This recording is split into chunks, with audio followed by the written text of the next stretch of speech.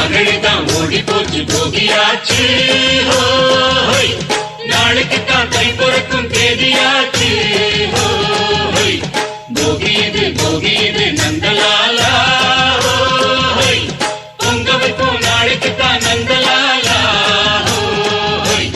வீட்டுல நேற்று வர கூட்டின குப்பகளை போட்டு மூட்டையா கட்டி வச்சு நூலையே தீய வச்சு மூட்டு போகட்டும் தீமையெல்லாம் சேரட்டும் நன்மையெல்லாம் சாமி பொங்கலோ பொங்கல்னு பாடட்டும் பாட்டெடுத்து